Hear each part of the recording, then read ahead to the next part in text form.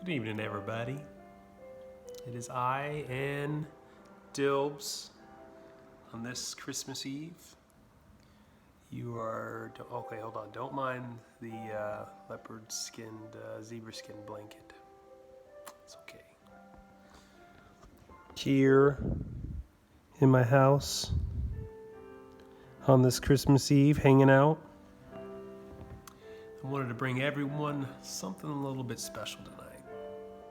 I'm doing a reading of the legend of Papa Noel, a Cajun Christmas story. Let's get started. So what if I tell you all them childrens in the city calls him Santa Claus? In a place called England, he is known as Father Christmas. And over yonder in France, he goes by Père Noel. Sure, he's got more names than you can shake a stick at, but in Cajun country, we call him Papa Noel. Do you want to hear a story about a little old man? May you know, just might tell you one. That Papa Noel, he lived so far back in the deepest, darkest swamps in Louisiana that not even the bravest Cajun fishermen will go there. And that is exactly how that fella likes it. Peaceful and quiet. You know he's got to think real hard when he's making that list and checking it twice. He's really got to use that noggin when he gets to carving all them little toy perus and baby dolls out of them cypress knees. Then when Christmas Eve finally gets here, he's got to count those things before he loads them up on the peru. But that Papa Noel, he don't get too lonely out there, cause he's got them 9 pet alligators to talk to and laugh. They real smart and even talk back some. Now Etienne is a little too smart and he talks back beaucoup.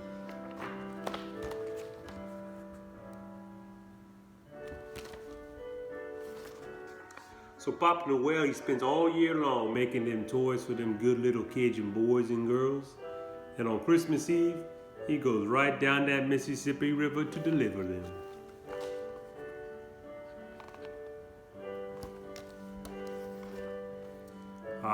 But one Christmas Eve, while Papa Noel was stuffing them toys in that big burlap sack, he saw something he didn't like.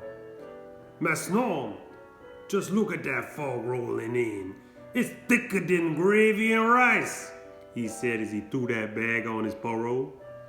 Well, Papa Noel knew that fog was getting thicker by the minute, and pretty soon he wouldn't be able to see how to hitch his alligators in front of that parole. So he worked real quick as a squirrel runs up a tree. There's the squirrel. First he fixed Etienne and Emily to the parole, then Remy and Renee to the front of them.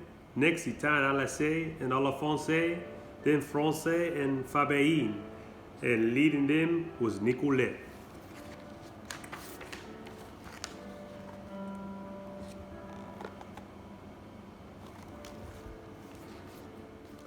Now Nicolette was full of certain kind of magic. You know how alligators all green and they all eyes red. Their eyes glow all red at night. Well, Nicolette was one white as powdered sugar, and her eyes shine green like kerosene lamps. But on that Christmas Eve, that fog got so thick, Papa Noel was not sure her magic was enough. Mon ami, Nicolette, I don't think even your magical eyes will get through this fog.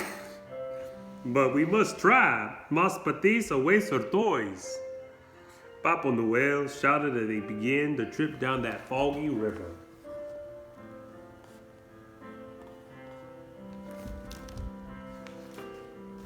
So they went on their way, bumping in them cypress knees, stumps and logs, cause they couldn't see them, you know.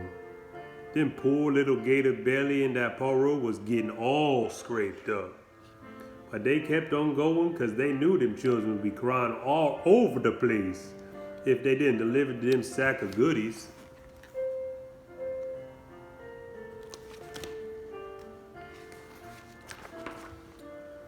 Then after a whole going along like that, Etienne hollered, Mas, Papa, we must stop.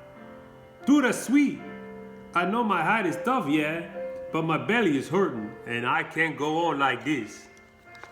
So Papa Noel climbed out of his burrow and waded through that muddy water, and he patched up that gator belly with some moss and duct tape, and they went on their way again.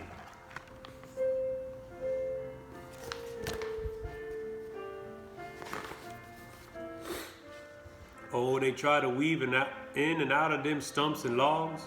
Nicolette hit them first, and she turned her head and hollered at the others, Swim left, swim right.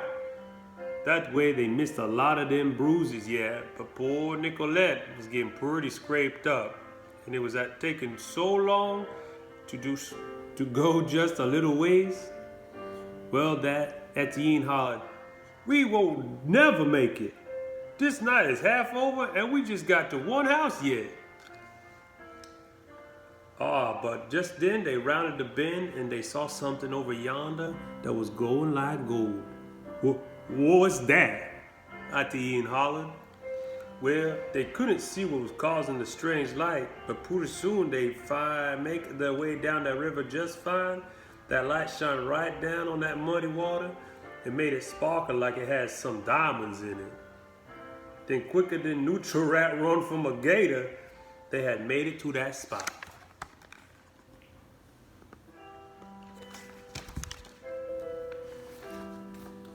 Ma, look at that, Nicolette said. So all them gators and Papa Noel too raised up them heads and see what she had done. You see, Cajuns are some kind of smart, yeah? When they seen that fog rolling in, they knew Papa Noel would have trouble getting to their houses. And they knew they wouldn't be able to find their way to church for Christmas service and all that thick stuff. So they put their noggins together and figured out exactly what they gonna do. Then men went out and chopped up some willow logs and gathered up some cane reeds.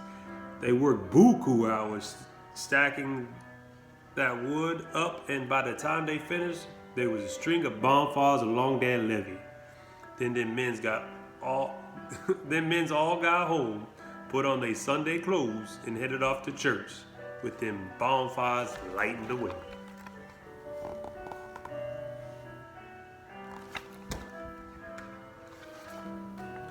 Them bonfires is halfway up the sky, and they must be 100 of them, Etienne squealed. I should have figured them Cajuns would know what to do, Papa Noel said.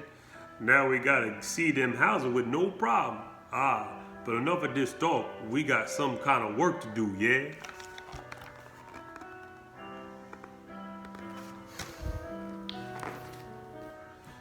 Then quicker than a snake shimmied down the river, they got themselves to the first Cajun house. And Papa Noel and his gators could see them Réveillon feast was through cause them lanterns had been snuffed out.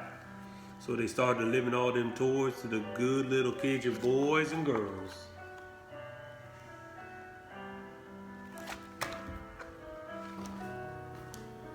Time went fast as they went up and down the river and out of them houses. Papa Noel was quicker than a frog hopping across log, putting all them toy poros and cypress dollies under them Christmas trees.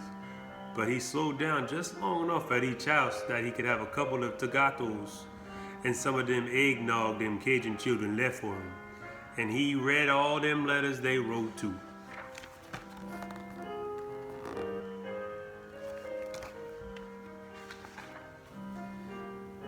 Then, with their job all through, Papa Noel and his gator left the last house. And as they were going, Papa Noel hollered, Joie nous Noël.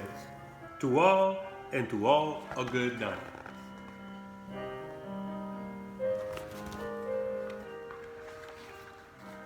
By the light of them bonfires, they went on their way back to Papa Noel's cabin, deep in the darkest part of that swamp. And when they got there, all tuckered out from delivering all them little toy parus and cypress dollies, they went fast asleep, just like them Cajun boys and girls.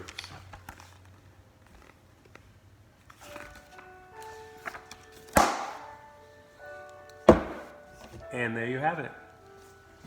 The legend of Papa Noel, a Christmas Cajun story.